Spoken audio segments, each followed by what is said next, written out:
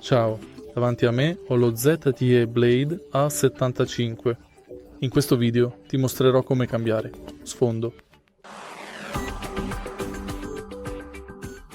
Per cambiare lo sfondo puoi semplicemente entrare nelle impostazioni dello sfondo pizzicando il display dello schermo. Vai su sfondo e qui puoi selezionare lo sfondo tra quelli recentemente utilizzati e da diverse categorie che sono installate sul tuo smartphone.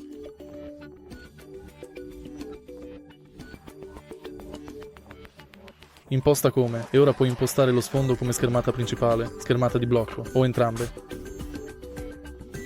Se trovi utile questo video, per favore lascia un mi piace, commenta, iscriviti.